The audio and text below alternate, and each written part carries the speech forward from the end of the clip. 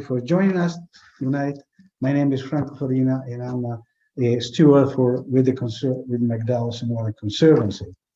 Before we come to the event tonight, I would like to spend a couple of minutes to introduce our organization. So let me share my screen and talk about. Okay, so I hope you can see them. This is the McDowell's Water Conservancy. Welcome you tonight. The McDowell's Water Conservancy, for people that don't know, is a place for as a preserve, first of all, and is also the people. And you see the picture there. We are about 600 active stewards at this moment. I'm not part of them. There are blue shirt with the wave things that remind us the mountain that we are protecting. And the preserve is about 30,500 acres in the city of Scotland. So about 1/3 of the city is a preserve. That's you see on the left of the green part. We have a trailhead to get into the preserve, to access the preserve, and about 200 miles, a little bit over 200 miles, 224 miles of trail open to the public to enjoy open space. Is a preserve and not a park, so we close it during the night, and we reopen with the sunrise, and we close the sunset. The preserve has been founded in 1991, and with the purpose of advocating the creation of the preserve. And now today, while 600 or 700 stewards are protecting that and working with the city of Scotland to protect this treasure. The mission is to preserve and advance the open space through science, education, and stewardship. Those are the three pillars of our organization. And the vision is that the culture that ensure, preserve, and serve the open space for all to enjoy. Now, as I said, that the three pillars, one is the science, and conduct ecological research throughout preserve. And in the McDowell's Northern Preserve that it encompass and represent what is not the global arid and semi-arid land in the world. So research that we do here can be and are shared with all other parts in the world where there are the same condition. So whatever we found potentially to do better, or recognize what the problems are, that can be shared with others, and we certainly do. And the second pillar is the education, of course, with education on STEAM, education on young people, but also obviously all the general population in general. And in particular, the program that we organized this lecture tonight, which is a monthly event, and look at the adult education. The last pillar of our objective are the stewardship, and to train and develop volunteer stewards to come for the project. So that's the three pillars. We work with a number of organizations. Obviously, the City of Scotland first, but ASU, Scotland Art, NPR, APS, all kinds of organizations that are interested in preservation. In particular, as I said, the Pathfinder program is one of the 9 programs that the Conservancy is organizing, promote and protect historical heritage, educate through publication, hike, and lecture. This is one of them that we offer tonight. We do have actually that led by our steward, but as well as a public hike, as well as research on historical event and places. As the picture that you see at the bottom on the left is Brown's Ranch. That was active from the 1920s up to the late 50s. And Stoneman Road, General Stoneman is a general that was responsible here for creating a road that they go through, a military road that comes through the preserve. On the right side, of course, we have evidence of habitation in a preserve, and so we need to protect them. And we partner with the state and local government to monitor and protect these cultural resources.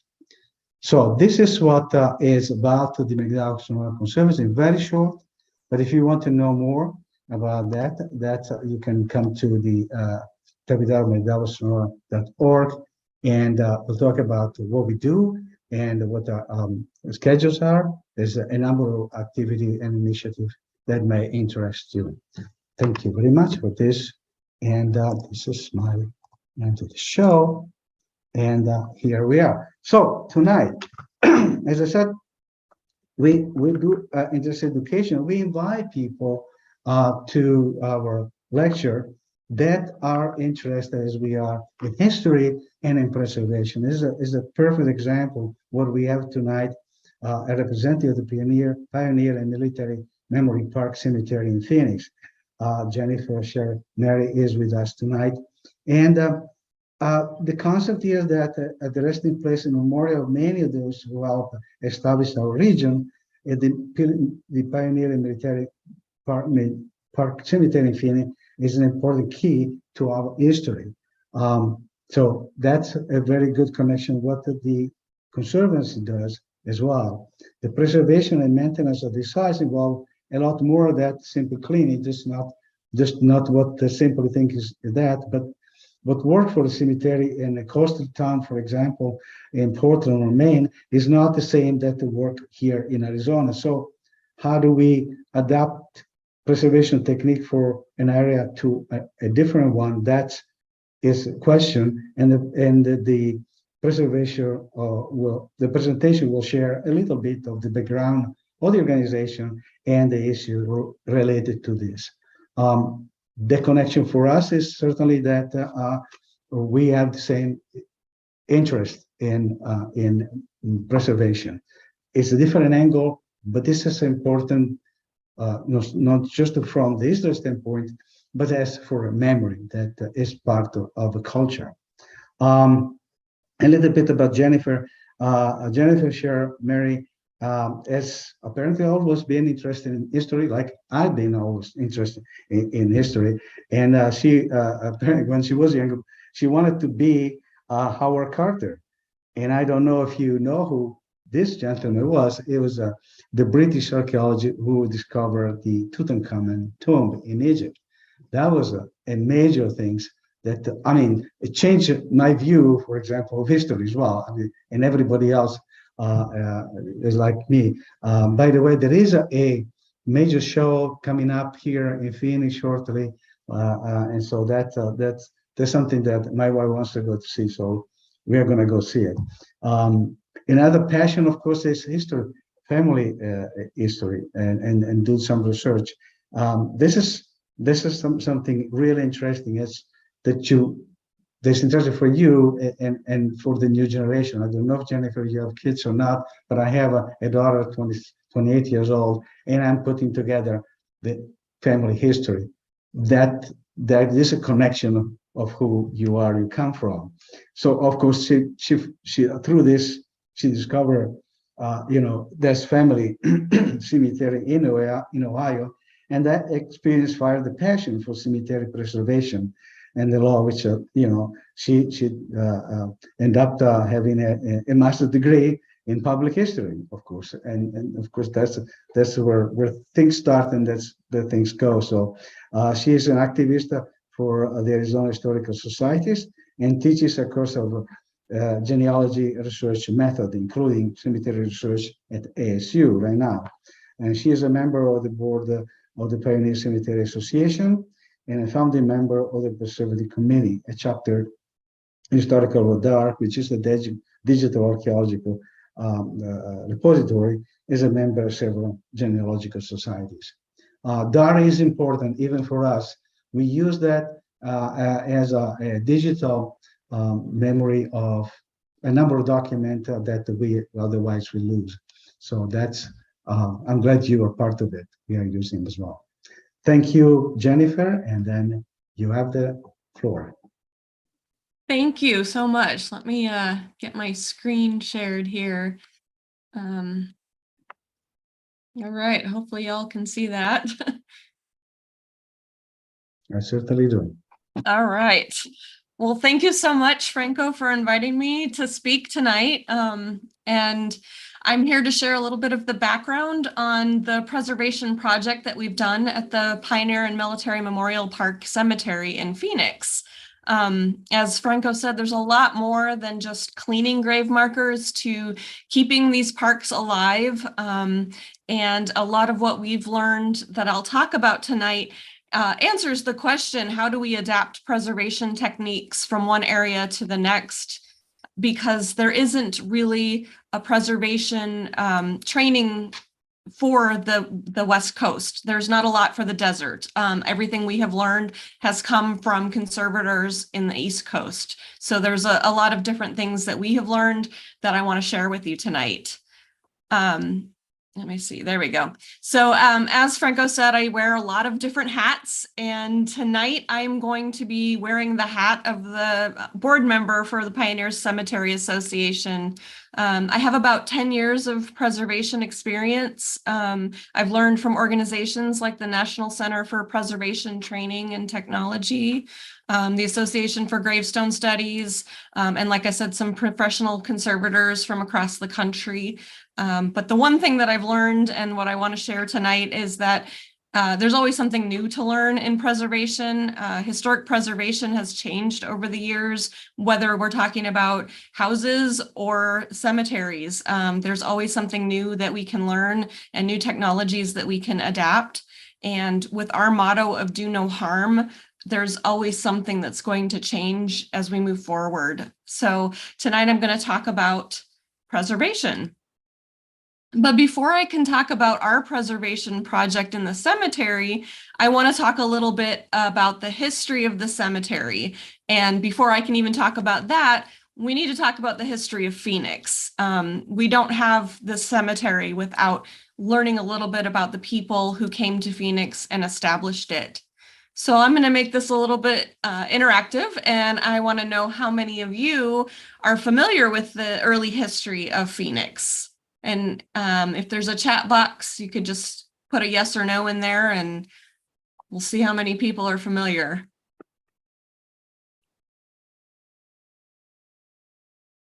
All right, a little bit. Okay. None. A little bit. Okay. There are honest people here. Yes, that's what we wanted. Great.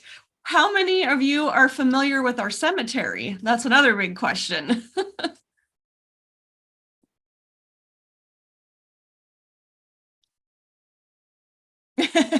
Okay, not at all. Well, that's awesome because, okay, Libby's been by it. Great. Okay, well, I'm going to give you just a kind of really quick overview of the cemetery. But at the end, I am going to talk about the book that we just published, and you can get a ton more information on that. So I hope that I can pique your interest, and then you'll want to do some more reading. So this photograph that I have here is probably the earliest. One of my hats, as Franco said, is I work for the Arizona Historical Society. So I get to have access to a lot of photos. And this one I'm sharing with you here is one of my favorites because it's a very, very early Phoenix. Not what we see today. It's around the 1880s. You can see Camelback in the distance there. And there's only a few houses and some wide open desert spaces.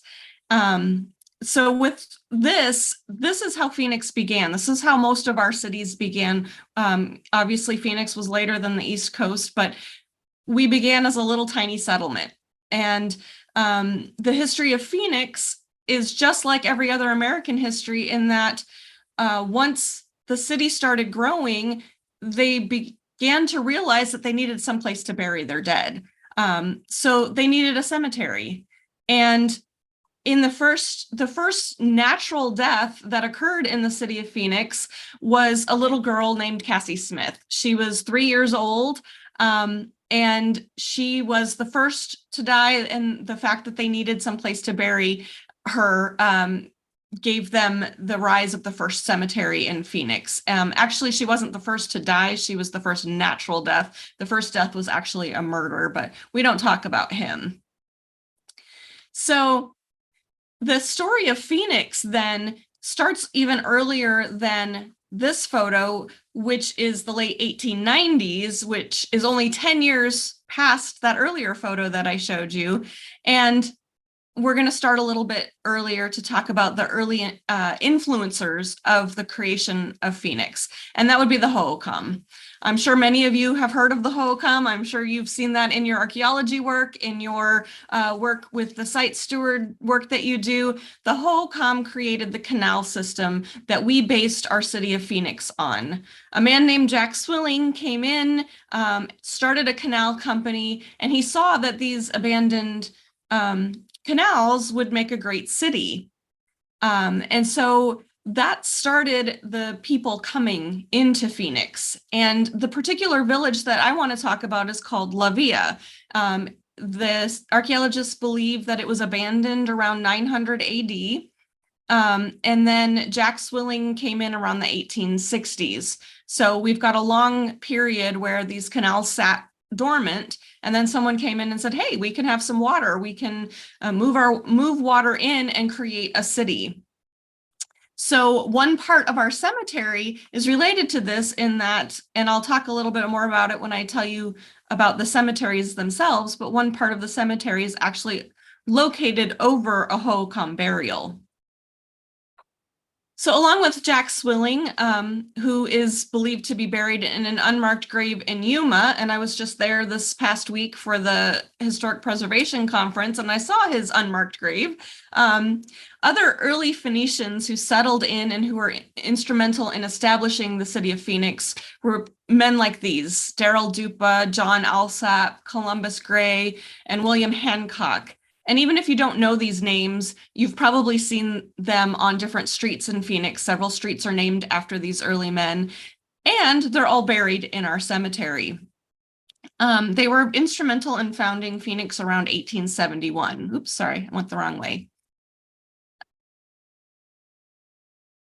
And so the cemeteries in Phoenix first began outside of town, away from town. This is the earliest plat map of the town site of Phoenix. So Cassie Smith, the little girl I mentioned earlier, she was the first burial in the original city cemetery, which was located between Jackson and Madison and 5th and 7th Avenue. So here's a little blow up of that section between Jackson and Madison. And on here, it's Yavapai and Cocopah in blocks 57 and 58. So you can see that this started to become a little bit too close to town. As this town began to expand, people were really unhappy that there's a cemetery right in the middle of their town. This is very typical cemetery history in just about every town you read about. If you look it up, the cemetery was created, and then suddenly the town exploded and the cemetery was right in the middle of town. And people didn't like that. They started to write really scathing letters to the editor in the newspaper about there's an evil making itself painfully and obnoxiously apparent. The cemetery needs to be moved away. Get it out of our sight. So you see letters like this in 1879. And by 1885, the new cemetery was open, and they were petitioning for people to move their family there or buy new plots. So what happened to that first cemetery where little Cassie Smith was buried? She was moved over to the new cemetery, which I'm going to get into in just a second. But my favorite thing to talk about is that once those bodies were moved, or were they? What happened to that plot of land? Well, they built a school over it. The West End School was built in 1889, right over that same cemetery area. And as recently as 2012, they're still finding bodies over there. It's the sheriff's department now. And they're still finding bodies as they do renovation work and dig over there. So they didn't actually do a very great job of moving the cemetery to our new location. which is our cemetery that I'm going to talk about today. The New City Cemetery was located in the Nears Addition between Madison and Harrison, which I don't know if you can see my pointer, but Madison and Harrison, this bottom half of the screen here that you can see, and east of 15th Avenue. Now, the cemetery was called either the City Cemetery or Loosely. Mr. Loosely was the proprietor at the time, so we still refer to it as both, as you can see on our PMMP map here. So at the same time, several of the fraternal orders in town bought land in the same area on this side here, on the right-hand side of the photo that you're looking at. And they established burial plots for their members. So today those plots, as you can see in the white map, include the Ancient Order of United Workmen, the Knights of Pythias, the Independent Order of Oddfellows, the Freemasons.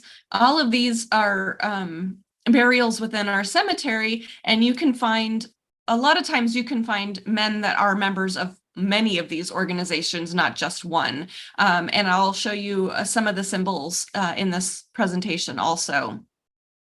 So our cemetery is comprised of 7 cemeteries today. The 4 that we mentioned of the fraternal orders, the City Cemetery, and then north of Madison, there is on the left-hand side, just east of 15th, is Rosedale Cemetery, which was originally called the Loring Cemetery because you can kind of see in this aerial view, you see a larger mausoleum on the left. To the right, there's a little bit smaller one. That's the Loring. We're going to talk a little bit about that in a little bit. So we refer to it as Rosedale, but in the past, in newspaper articles, you can see that it's referred to as Loring because the Loring family actually owned the land to begin with.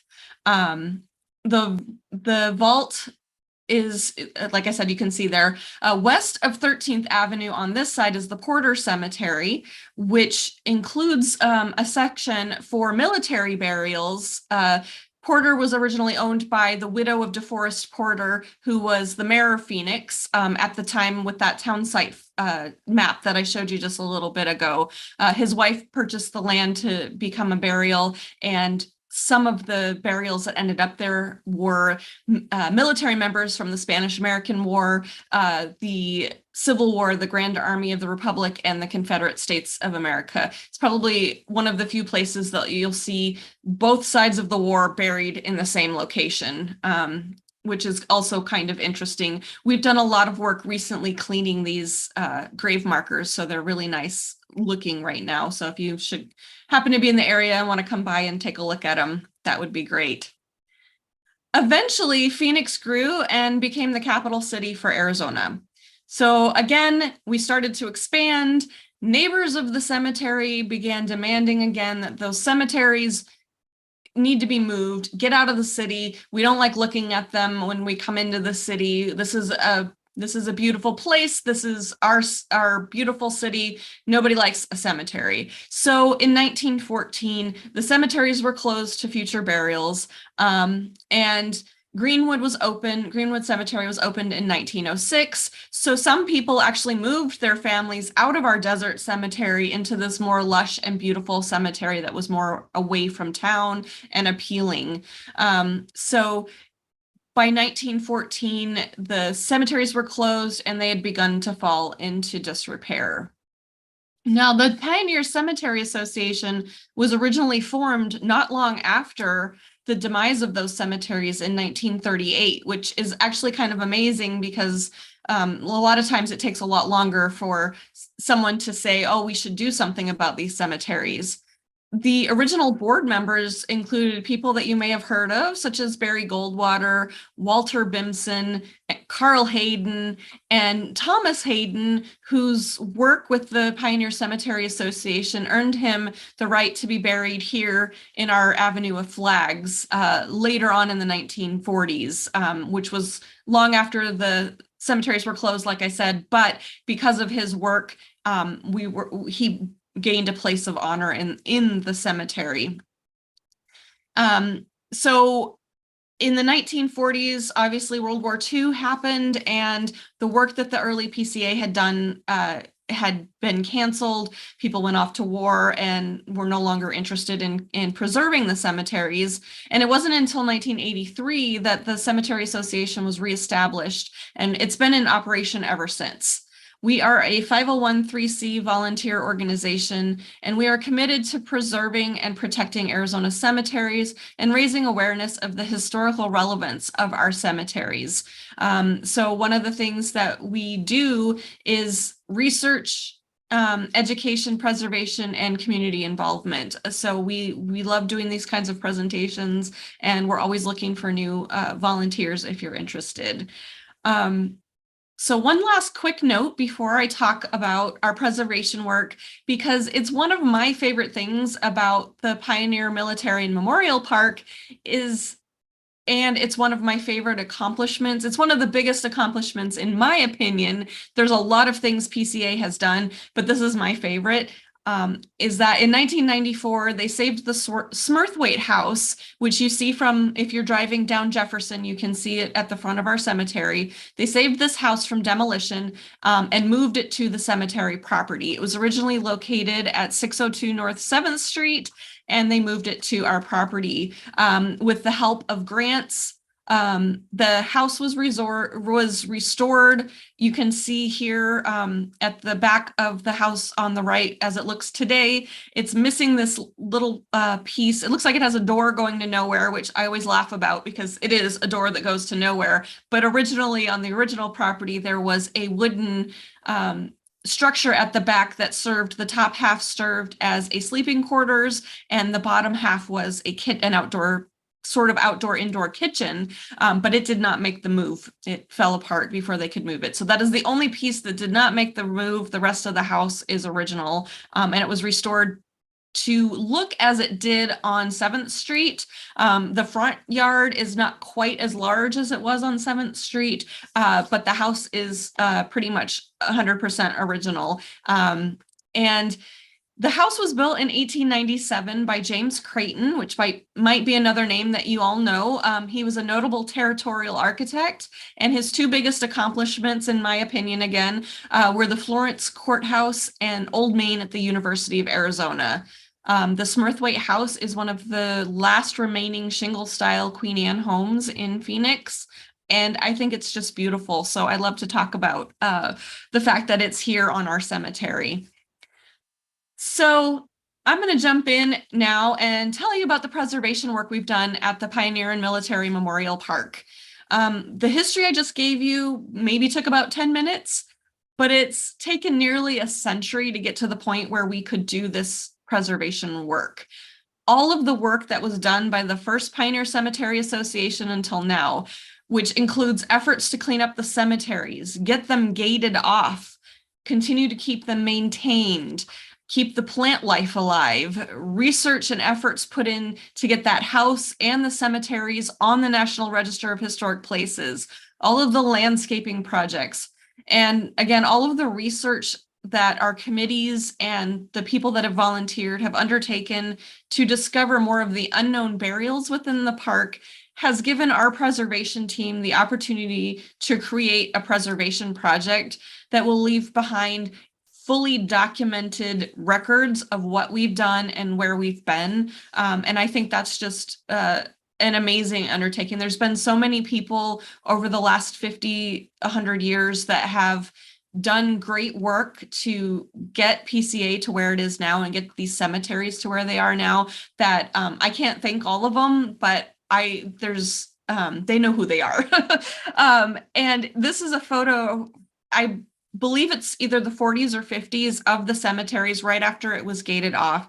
And for those of you who know the area that the cemetery is in, it's not the greatest area.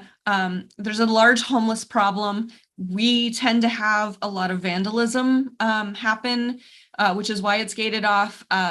There's always a lot of it's against the law to dump rubbish on these premises. Well, no one listens to that. We have a lot of dumping there. It takes a lot to keep the cemetery looking good at all times. And we have volunteers from our cemetery association the Boy Scouts come and help us out. The city, it's a city property. It's owned by the city of Phoenix. So we tend to sometimes get help from the city of Phoenix, but a lot more is done by volunteers than the city usually. So that's my little plug for the work that all of the people that volunteer for the organization have done. So with that said, the work that we've done now, we had to begin with things like fundraising because we had to know how much money we would have to do this before we could even start. And then we could go into the research, the planning, and the implementation of this project. We started this project, we were able to start the project in 2014, but the fundraising started even before that. And some of the fundraising projects we've done, I want to talk about because it's an interesting thing to have fundraising at a cemetery, and it's a relatively new phenomenon that cemeteries across the country do things like this. But as you realize, when you volunteer for an organization or have a volunteer-run organization, you need money to keep going. So the only thing you can do is fundraise. And we've had some really successful events. One of the biggest that we did for a few years was Dining Among the Dead. In that aerial photo that I showed you, there is you can kind of see in some of these photos, there is a gazebo and a little plaza that we can set tables up in. We're not actually on the cemetery itself. This is an area off to the side of the cemetery. You can view the cemetery while you're eating. You're not sitting on graves. I just want to make sure you all know that. But we set up a very nice, elegant dinner, elegant dining. People came in dress or without. A lot of the steampunk community likes to come for those events because they can dress up. It was really successful, but it was really a lot of work, and it came down to people not having the time to do it anymore. So we haven't done this in a while, but it was a very successful fundraising event. And hopefully we'll get a chance to do it a few times more because it's a lot of fun. Another thing we did, and we still do, are historical walks. So walk through the cemetery and you'll have someone in character to tell you about the dead that are sitting there. We just did one 2 weeks ago, in fact, and it was pretty successful. It's a lot of fun to hear the stories in the deceased's own words, so to speak. Vintage Valentines is another big one that we do every year. People can come, kids like to do this. You can come and make a Valentine in the house. So you can see they're doing the work in our historic home. It's fun to recreate those vintage Valentines. We also do at Christmas time ornaments. That's coming up soon. For Dia de los Muertos, we do Victorian doll face painting. We just did that a few weeks ago as well. We also do vases and other crafts that you can design some Dia de los Muertos, Day of the Dead faces and things on. And then we get to our research. So after we did all of this, we were able to raise a bunch of money, and we knew that we had enough that we could start a project. So while the fundraising was going on, we were also doing a lot of research, and our research was to find the best evidence-based practices for cemetery preservation. Now, historic preservation has been something that has been done for centuries, decades, however many years. But cemetery preservation, 100 years ago really people weren't thinking about preserving cemeteries in the fact that they just were figuring legacy would be their children would take care of cemeteries and things like that. While cities started growing and people moved away, cemeteries became a thing of the past. And so it's really been a more recent technology is learning how to preserve cemeteries. And the fact is that you have to know things like science and geology and chemistry, and there's a lot more that goes into preserving these grave markers than just cleaning them. And so we learned a lot in this research step. There's not really guidelines also about cemetery preservation. The National Center for Preservation Technology and Training, the National Park Service, and the Secretary of the Interior are larger national organizations that have standards that they have created, but they're also very new, and they don't apply for every case of cemetery preservation. The only manual that is out there is the Graveyard Preservation Primer by Lynette Strangeted. She is a member of the Association for Gravestone Studies, who is an organization that myself and the rest of our preservation team belong to. And so we've learned a lot from different people, but all of these people, again, are based on the East Coast. There are not very many West Coast preservation people, and there are not very many, if at all, any organizations on the West Coast. So we did a lot of work researching the state historic preservation offices, because if you didn't know this, all of them, but pretty much all of the states in the United States have a manual on how to care for their cemeteries. Whether they are good or not, you have to evaluate that for yourself. So we went through a lot of them and took from them what we thought would work best for our cemeteries. And so that was another learning curve. We didn't know that websites and SHPOs had stuff about cemetery preservation. So we took all of what we learned and created 2 manuals of our own. The first was the assessment manual, and the second was our fieldwork manual, because the first phase of what we did was the assessment, and I'm going to talk about that in a minute. So the second part of our research was to attend conferences. So we attended lots of conferences back east, and the Association for Gravestones pretty much sticks to the East Coast and the Midwest. They are going to be in Colorado next year, so we're getting a little bit closer to home. They've asked us to host a conference here in Arizona, but because they only do the conference in June, we decided that probably wouldn't be a great idea. We don't want to kill them here in our heat. And these are mostly East Coast folks, so the heat here might not be a great idea. But we learned so much from this conference, these conferences that we attended. We took that and put that into what we were doing.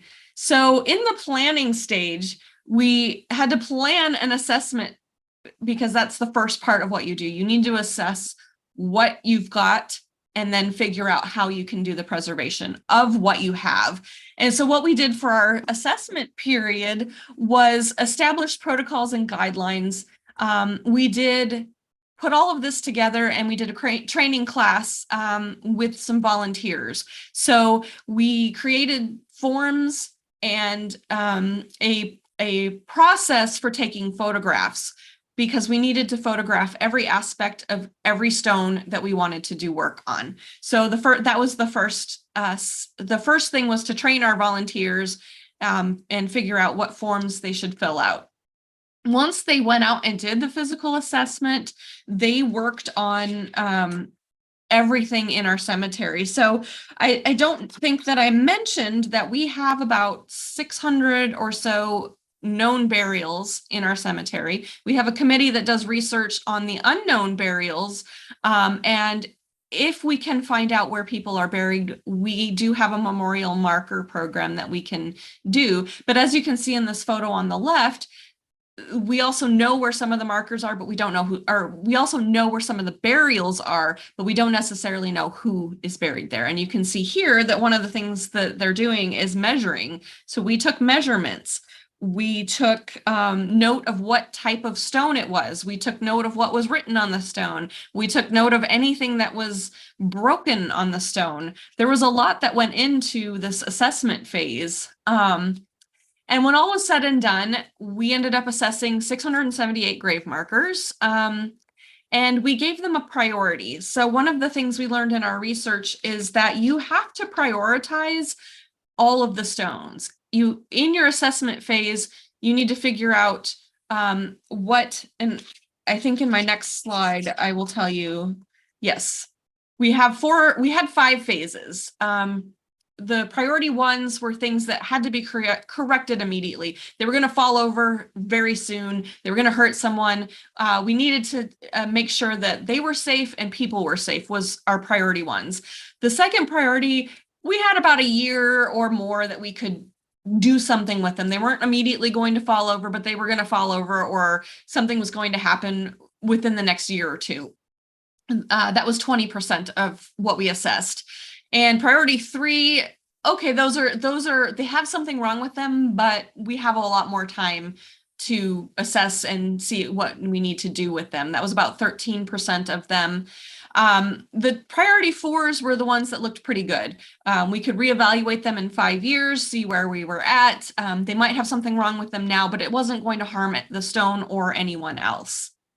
The number 5s were the ones there was nothing we could do. And in any cemetery project, you're always going to have things that you necessarily can't fix or you don't want to fix. Again, our motto is do no harm. So something like this, there's nothing we can do with this brick fixture. We're just going to leave it. There's nothing we can do. We can't fix it. There's nothing really wrong with it. We're just going to leave it. The one on the right was a fix that was done probably in the 80s when Portland cement was pretty much what they used on historic preservation projects, houses and buildings. So that's what they used in the cemetery too. We've learned since that this is the worst thing you can possibly do because there is no way we can fix that. You can't chisel it out. You just need to kind of leave that. The problem with that is if it has some kind of erosion underneath and it falls over, if it were to break, it's going to break in a totally new place because that cement is holding all of that together. And I don't have the full photo here, but that cement is probably also on top of a marble base that will likely break because of the weight of that cement. So I'm going to talk more about cement in a minute. So we've done our assessment. We did our assessment and got all of that done. Now we needed to plan the actual work that needed to be done. And that phase we're in that phase now, and we've been working on that, I believe, since probably 2016, I would say. One of the things we learned is about weather, and I'm going to talk about that. That's why our phases take so long, because we don't have a lot of time to work in our heat. But so in our planning stage for the work that we were going to do, we again did some classroom training, and we developed forms and a photograph process again for the second phase because it's different from the assessment. The actual work that we're doing, we have to document everything that we do, and we needed to figure out how that was going to look. We also did fieldwork training, and for that, we decided having them work on having our volunteers. So these are people that have never done this before. We needed to train them how to do field work, and we didn't want them touching the actual stones. So we developed a training session on mock stones. So on the left, you can see a box of dirt, basically a sandbox. But that was one of the pieces of our training was how to level dirt, because you have to put your markers back on level dirt or they're just going to fall over again. And so we had, and I give a lot of credit to Cindy Lee, who is our chair for this committee. She and her husband came up with the most brilliant training. We had mock stones that they created out of marble, some old countertop pieces, so that they could practice, you can see on the right with our tripod, lifting the heavy stones with something that was pretty similar to the weight of a stone. And then we had some chiseling and some other different things in different stations that people could practice on and not harm any of our actual grave markers. I thought that was brilliant. One of the other things that we learned is that finding volunteers was not the easiest thing either. We pretty much volunteered a lot of our family members, other people on the board and volunteers from the PCA. We sent out flyers and emails, and we continue to do this. We're always looking for new volunteers to help us with our season of field work, because our volunteer base ends up changing a lot, because we did end up having some anthropology and archaeology students from the university come and help us, but they only came for one season. So we do all of this training and then we lose volunteers, but we're always looking for new people to do the work. And then after all of that, we realized there were pieces that we didn't know that we couldn't do on our own. And so we used a lot of the money that we made fundraising to bring in a professional conservator. and that is our conservator there. His name is Joe Farinini. We chose him out of a group of people that our RFPs brought in, our request to bid. One of the things that we did in our research was figure out what qualifications we needed, and that's what we looked through. And he has been amazing. He's been coming out to work with us in February every year for the past 3 or 4 years. And he shows us how to do things that we are not capable of on our own. And he has been amazing for some of the harder things that we didn't know how to do, and some of our more complex breakages and things like that.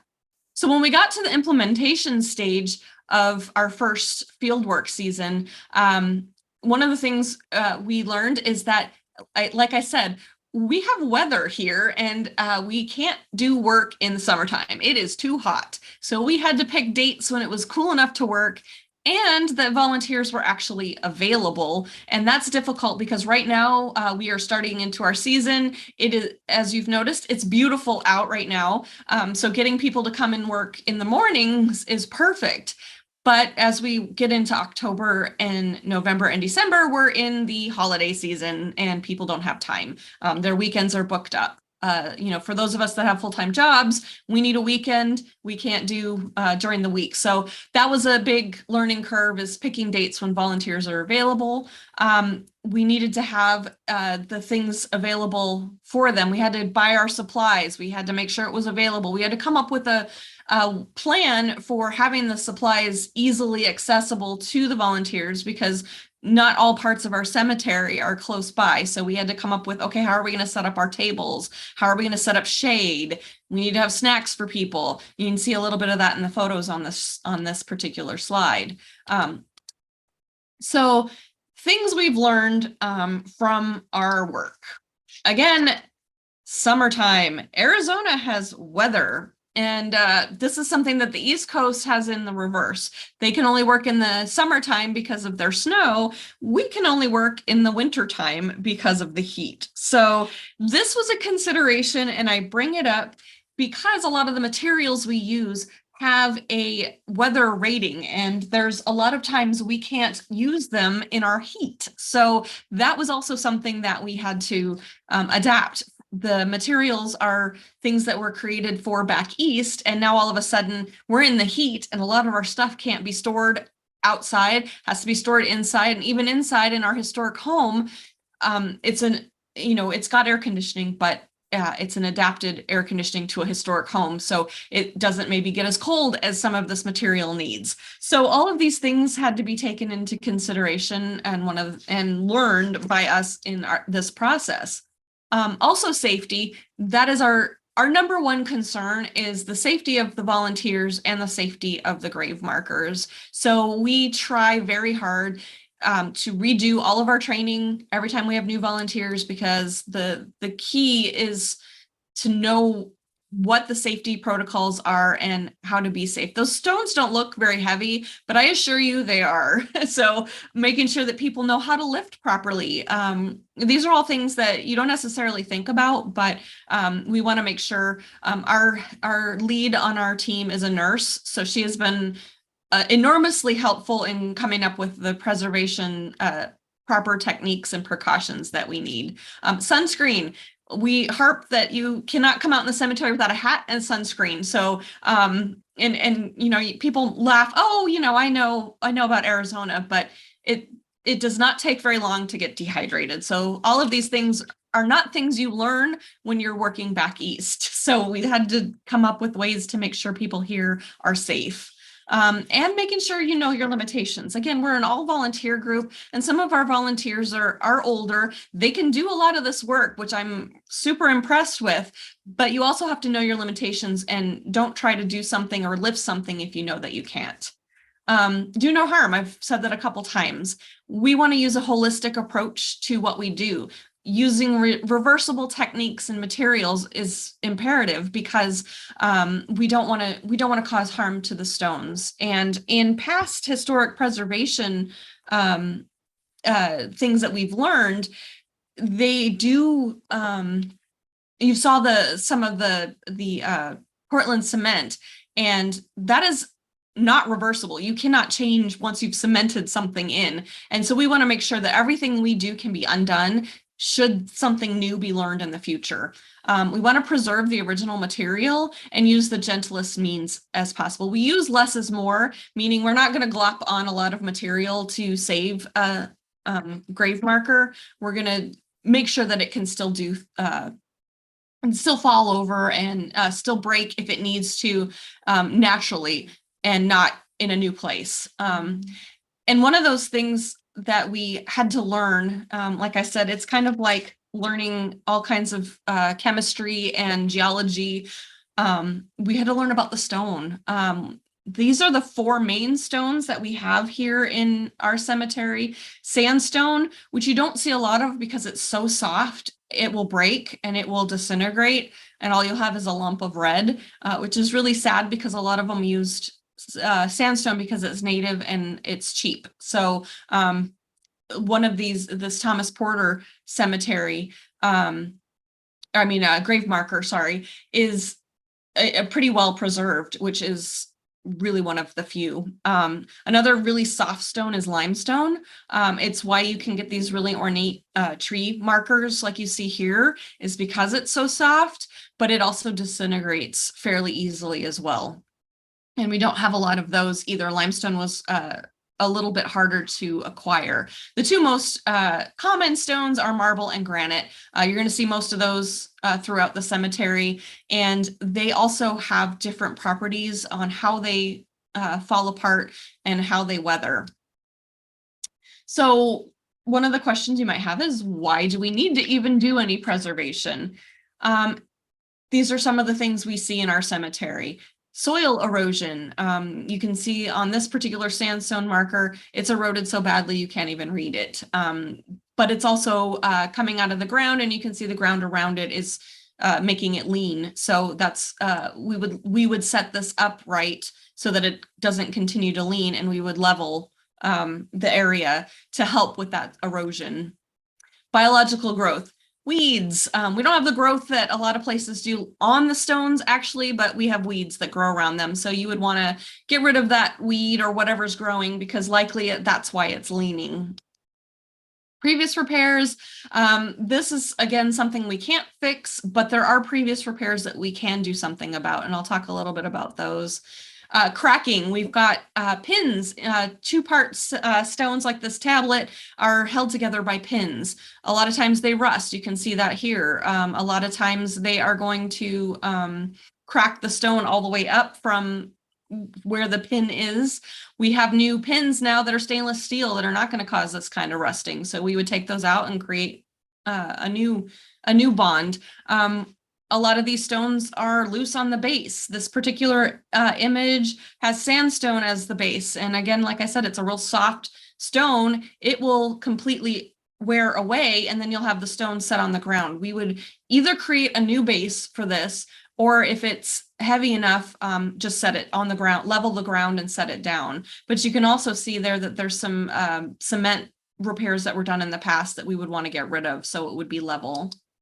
Almost falling over, that's pretty much the number one thing, is stones that are falling over. We want to right them. Buried in the ground. A lot of our military slab markers were so low that we had to pull them up, because there is a certain number of inches that the bottom of the memorial should be from the ground on those VA stones. I'm just going to talk a little bit about the materials that we use. It may or may not be interesting to you. Again, it took a lot of research to figure out what to do. There are only, like I said before, there are no standards really in cemetery preservation, but the NCPTT, the Association for Gravestone Studies, and the I just lost it. The Secretary of the Interior, sorry, standards do say, and also the Veterans Association for the veterans markers, all of them have recommended the D2 biological solution for cleaning grave markers. It is the safest solution and material that you can use on grave markers, but it is a biocide. So what it does is it's going to kill moss and lichens and things that are growing on your grave marker. And we don't really have that here. Up north we do, but here in central Arizona, we don't have a lot of growth. We've used D2 and it's an amazing, it does not harm the stone, and it also whitens over time. So you spray a little bit on there and within a few months, the stone is starting to whiten. So we have used it in the past, but it's expensive. And so what we do now is we do a cleaning with water only. Because our stones are just dirty. There might be some bird poop, whatever, but we're just doing some cleaning with water these days. There is another product called Orvis soap. I don't have it on here. We also don't use that very often, but it can be used on your grave markers for cleaning. I'm just going to run through this really quick. These are some of the other, we have an epoxy that we use. It's a resin and a hardener mixed together. These are for cracks and things that need to be bonded. Use it sparingly because it's gonna stick your stone together. This is not for all repairs. This is for very specific repairs. Lithomex is a lime-based material. This is what we use for cracks. It can be color. It can be color matched so that you can sort of blend in with your stone.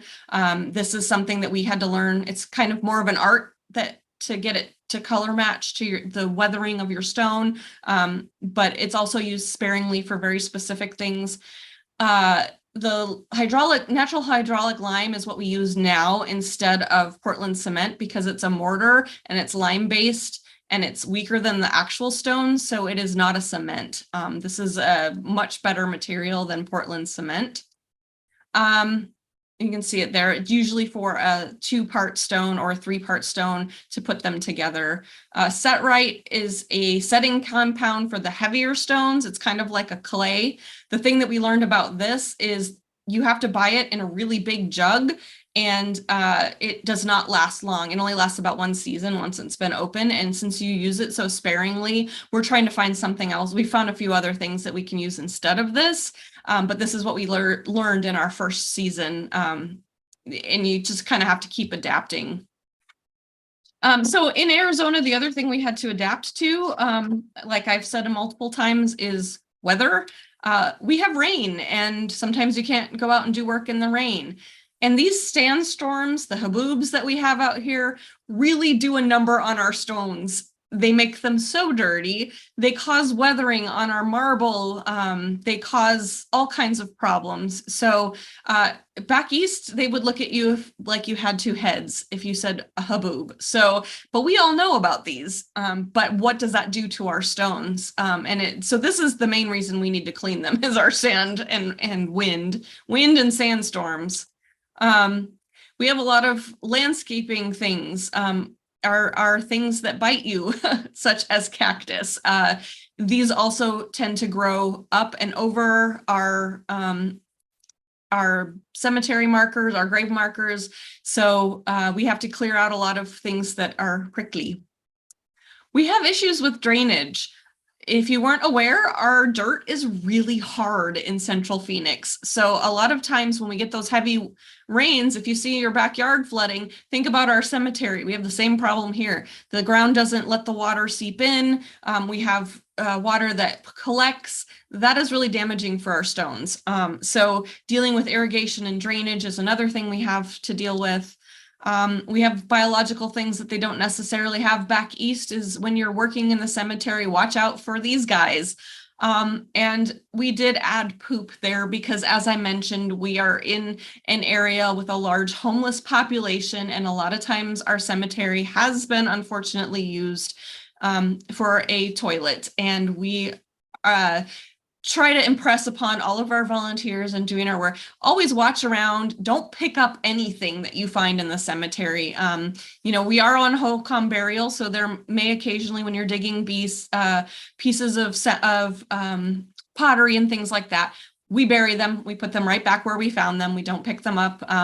But we also have to be really careful right now with the fentanyl that's going on. We have to be really careful that we just don't touch anything without gloves, because we have all of this plus other things. So I only mention it because it's an interesting and unique thing that we have to deal with that I'm not sure a lot of other places may have in their world, in their cemetery world.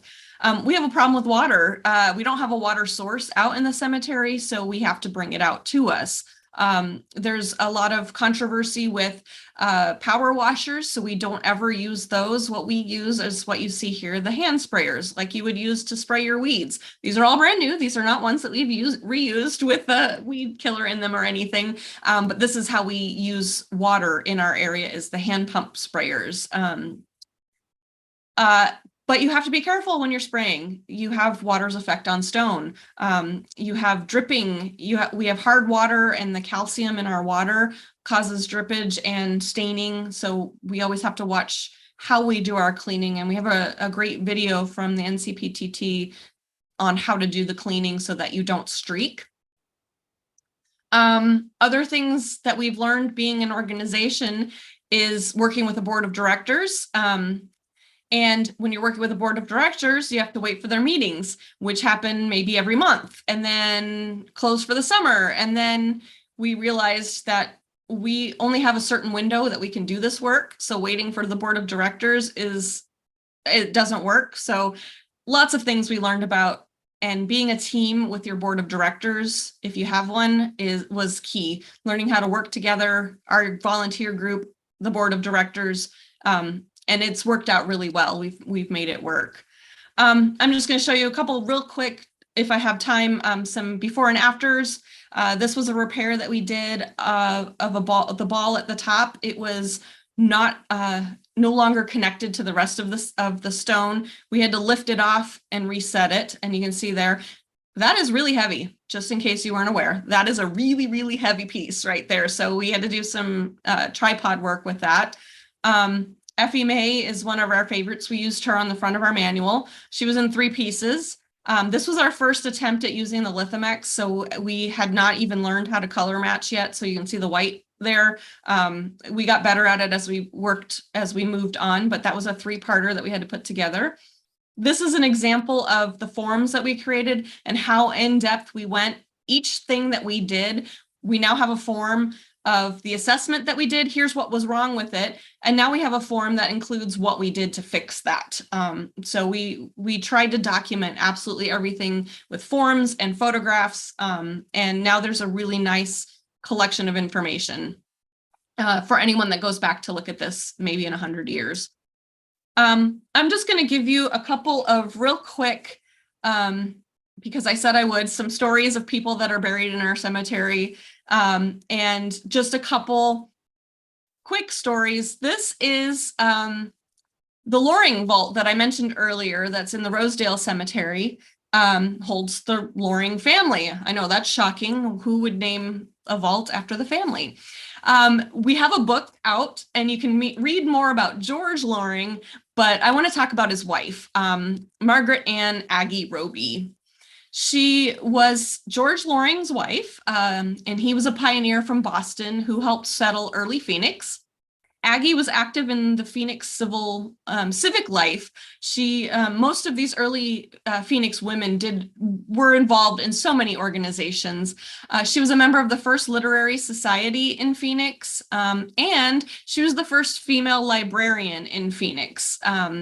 The Lorings owned Loring's Bazaar, which was kind of an everything store, and they had a little section of books that were available to be borrowed there. And so we consider her one of the first female librarians because she took care of the books.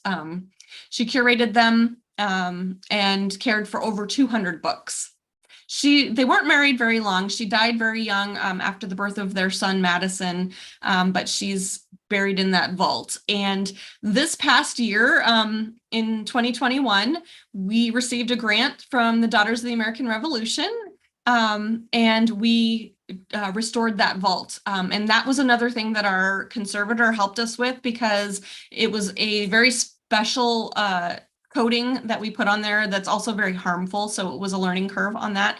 But So that's the Lorings, the whole family. Oops, sorry, I went the wrong way. All of the family is buried in that vault in our cemetery. And when they did some excavations at one time, they found a dress and a doll in the vault that were still extant, which had lasted quite a long time.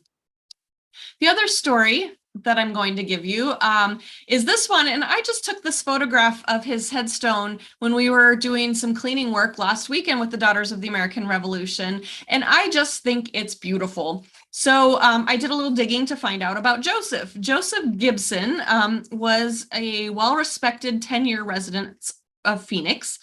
He owned and operated a livery stable with his sons.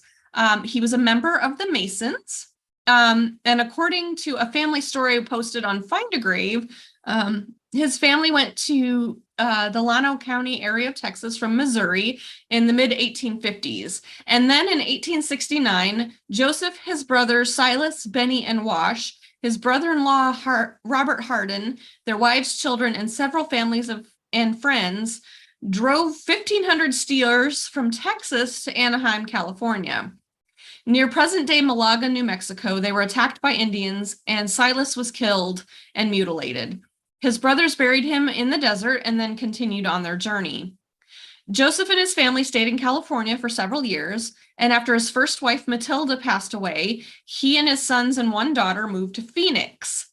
He remarried a woman named Harriet, I couldn't find her last name, who was much younger than him. And on January 9th, 1891, he was thrown from his buggy and sustained head and spine injuries, and he never regained consciousness. But his funeral was the most well-attended the city had ever seen. And I picked his story, not for his story necessarily, but for his stone, because this is some interesting imagery. And we also do a talk on some of the symbolism that you'll see. So I'll just give you a little taste of that. This symbol is considered to be the hand of God reaching down to pull the deceased up to heaven. It's not a finger pointing downwards, as some people like to think. And also on his stone, you see the Mason symbol. The Mason symbol you'll see obviously in our Mason cemetery, but also on several other stones. Many members of other organizations were also Masons, so you'll see multiple symbols of the compass and the G for God. Some say it's the I just spaced on but most people think that it belongs to God. So the Masons symbol is very, very common. Sometimes there's an I above the G, but I just thought this was a great stone and it's very well done. We cleaned it 2 weeks ago. So that's all I have for you. We have a book, like I mentioned, that was just published last year, and there's lots of stories of our deceased. There are lots of stories. There's a longer history of the cemetery, a longer history of the Pioneer Cemetery Association, and a longer history of Phoenix in the book. I just gave you all a tiny taste, so I hope that you will think about picking up the book and learning a little bit more. And I hope that you'll all come out and see the cemetery. We are open Thursdays and Saturday, and the first Saturday of the month. We have an open house every month on, I believe it's the first Saturday of the month. And we are always looking for volunteers to help us with our preservation project. February will be our big, we're going to have Joe, our conservator, come back out and work with us. And so we'll have a couple weeks of work out there in the nice weather of February, hopefully, fingers crossed. We've had some hotter Februaries also, but that's usually when we do the bulk of our work. You can see our website there, and I am available for questions. Okay, well, thank you, Jennifer. Very interesting. I thought that so if we look for Pioneer Cemetery Association, we get to that website or Yes. not? Okay. I'm gonna, let's see if let me see if I can go back. Oops. Yeah. There we go. There's our website. Historic I'll leave that up. Okay, so, but as I said, okay, as only historic cemeteries. Okay, all right. I think it's fascinating, interesting, the connection with the history of the city. That's in our story that we also talk, we try to connect to that sibling and so forth. The beginning of, I think 67, when Pumpkinville become Phoenix. Oh, well, that's an interesting note. And the effort that you're making to preserve this place, I understand how difficult. I appreciate how difficult it might be. You gave us a good idea of that. I'm assuming that the website will list the activity that you have, so Yes. people that can go there. And you mentioned that you have special days when you do so, and that's interesting, as well as for potential visits. Do you have a guided visit as well? We have a self-guided tour, so we have a brochure that folks can take around. Usually on Saturdays and some Thursdays, there are members there. We have a volunteer group committee that is really good at doing the history of the cemetery. So if they're there, they're usually willing to take people around as well. We have a newsletter as well. So if you go to our website and sign up for our newsletter, you'll get the emails that talk about when we're doing our preservation as well, so that you can give us a shout if you're interested in doing it. Sure. Same thing for, there's a question about if the historic home open for tours as well? Yes, so we only allow tours on the first floor. The second floor is our offices, but the first floor is available, same dates, same times, Thursdays and the first Saturday. And the home hasn't actually been open for a little bit. We have I believe it's open now, but because of COVID, we had to shut down because it's such a small space. But we do have it open, I believe, now to do tours. So it's very small. It'll be a quick pop in, but it's a great example of early Phoenix architecture that I just love. Right. Yeah. Well, that's what different time. The places are different. The environment is smaller. We were in Yuma, and Sanguineta House is very small. But you say, oh God, how can so many people can live here? Well, they were living here. That's right. There's different spaces, different organization. But that's interesting to go back and have that perspective. So that's personally, I like to do that, and I'm glad that the people asking for that. It could be interesting. Anybody else has any question for Jennifer? You probably saw these few comments. I very appreciated the presentation, and people that have been here for 36 years never have any idea that all this was there.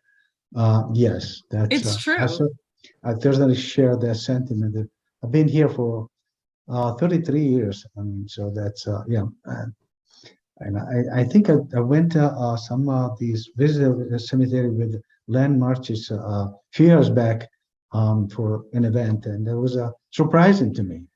But yes, it's interesting as well. We get that a lot at oh, go ahead. No, go ahead, Jennifer. I was just going to say, we get that a lot at the Arizona Historical Society too. People don't even know where our building is because you can't see it from the road, and you can drive right past it and not notice it. So same with the cemetery. I mean, it is, like I said, it's been fenced off very nicely, but then you wouldn't know it's there. Hey, Franco, I do have a question for Jennifer. Sure. First of all, I'd like to take a minute to thank Jennifer for really what was a comprehensive presentation in a relatively compact form. It's tough to tell a story like this in an hour. So yes. my hat's off to you. You did a wonderful job. Having said that, I'm now going to throw you a hot potato. Okay. You do have in the cemetery some number of prominent citizens who were veterans of the Confederate Army buried there. And I know that at one time, and I don't know if that's still done today, there were small Confederate flags that were put out to mark and honor the departed. And there seems to have been at some point, perhaps a few years ago, a dust-up about that particular practice. Where is the administration on this now? What is the policy and the procedure with respect to recognizing veterans of the Confederacy? That is a great question. I don't know. So the Sons of the Confederacy were just out there what day is today? So this past Saturday, doing some work. They do volunteer with us. As far as the flags go, I think we still do allow it. I can't say for sure because I do remember that, and I don't remember what the answer ended up being with the board. We do still, all of the Confederate burials that had the CSA shields in the ground next to them are still there. We aren't doing that. But as far as the flags go, I think we are still allowing that. I can't say for sure. I would have to check on that, and I can find out for you. We do still have our Memorial Day. The last couple of years have been small because of COVID, but we do still have a big Memorial Day celebration. And I do believe the Sons of the Confederacy also come out and attend. But yeah, I know it's been a big, it's been a big thing. And I'm not sure if we are still, because they were small flags for each grave. So yeah, that's a good question. I will find out for you. Thank you, Jennifer. Yeah. Thank you very much. That's a very question. Okay. Yeah, it's a great question. And it's interesting to me because you do have both sides buried right next to each other in the same area. So, Right. Yeah, exactly. Yeah. I imagine that happened. Yeah. But they don't care at this point in time. That's we do. They're doing all right next to each other, and they were Yes. probably okay in life too, because by the time they made it there, the war was long over. Right. Okay. Any other question? Okay. If not, well, I want to thank you again, Jennifer, for coming to this event. That was a very important, very instructive. I did not expect so much. I concur with Len, and I mean, to give us so much information in this amount of time, this is amazing. Thank you very much. And we'll be in contact with you. I encourage you, and I will do it certainly, to look at your website and see what you're doing and what's happening here on the Cemetery of Phoenix. Something we never thought to do. We can do it now. So thank you to you for that. All right. Thank you very much. And hopefully to see many of you. Good evening to everybody. All right. Bye-bye. Thank you.